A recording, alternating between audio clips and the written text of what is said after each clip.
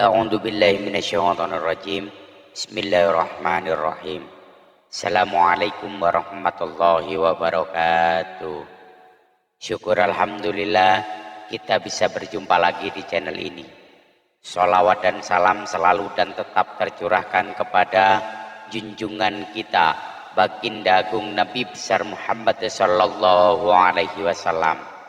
Allahumma sholli ala sayyidina Muhammad wa ala ahli sayyidina Muhammad. Harapan dan doa saya semoga saudaraku semuanya selalu diberikan kesehatan, dilancarkan rezekinya, diampuni segala dosa-dosanya dan dipanjangkan umurnya.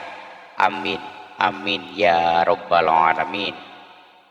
Sahabat beriman yang dirahmati Allah, beberapa perilaku buruk penyebab rezeki suami tersendat adalah perilaku yang datang dari sisi istri, di mana sikap dan perilaku istri akan turut mempengaruhi limpahan rezeki seorang suami. Istri juga harus paham bahwa rezeki suami tergantung istri. Berikut beberapa sikap dan perilaku buruk istri yang membuat rezeki suami tersendat. Yang pertama adalah mengabaikan segala kewajiban istri. Salah satu sikap dan perilaku istri yang dapat membuat rezeki suami tersendat adalah lalai dan abai terhadap kewajibannya, khususnya dalam beribadah. Rezeki merupakan ridha dan berkah dari Allah Subhanahu wa taala, sehingga untuk memperolehnya harus senantiasa mendekatkan diri kepada Allah Subhanahu wa taala. Menjalankan kewajiban beribadah merupakan bentuk pendekatan diri tersebut. Jadi, dapat dikatakan bahwa lalai dalam beribadah sama dengan menjauhkan diri dari Allah Subhanahu wa taala. Salah satu konsekuensi dari hal ini adalah tersendatnya rezeki, di mana istri merupakan satu kesatuan dengan suami. Jadi perilaku buruk yang dilakukan istri tentu saja berimbas juga pada suami, khususnya dalam hal rezeki. Yang kedua adalah kurang dalam bersyukur. Istri yang sering merasa kurang atas apa yang telah dimilikinya dapat dikategorikan sebagai perbuatan yang kurang bersyukur.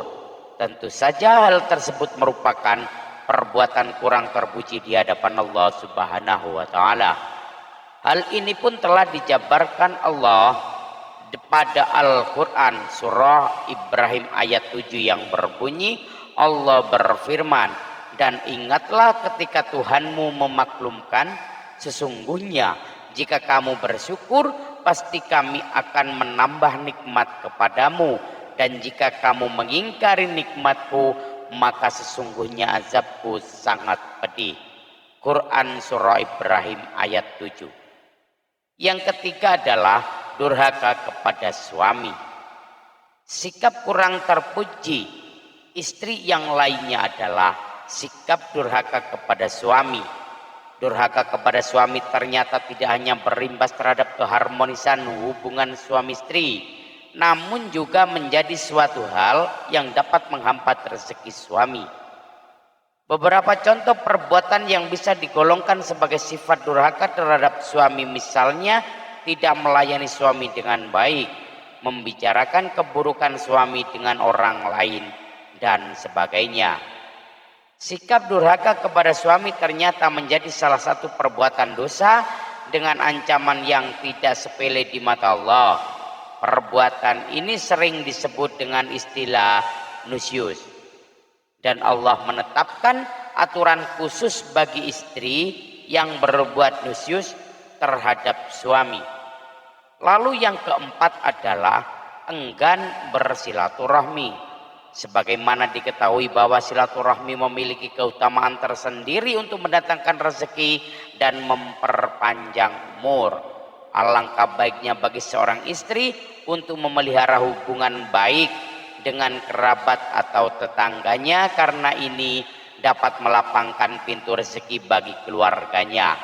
Sebagaimana yang disabdakan oleh baginda Rasulullah Shallallahu Alaihi Wasallam, siapa yang ingin rezekinya diperluas dan umurnya panjang, maka hendaknya ia bersilaturahmi. Hadis riwayat Bukhari. Saat seseorang sudah berumah tangga dan hidup di tengah masyarakat, maka ibadah keduanya akan dicatat sebagai amalan suami istri oleh Allah Subhanahu wa taala. Oleh karenanya, apa yang dilakukan istri maupun suami akan berdampak juga terhadap pasangannya. Benar adanya bahwa kebiasaan rajin bersilaturahmi mampu membuka pintu rezeki, maka bersedekah pun juga menjadi jalan untuk melapangkan rezeki. Sebagaimana disebutkan sebelumnya bahwa rezeki suami tergantung istri, maka istri yang rajin bersedekah akan membuka pintu rezeki suaminya. Wallahu a'lam bishawab. Demikian yang dapat saya bagikan. Semoga bermanfaat untuk kita semua. Mohon maaf atas segala kekurangan. Usikum wa nafsi bitaqwallah. Assalamualaikum warahmatullahi wabarakatuh.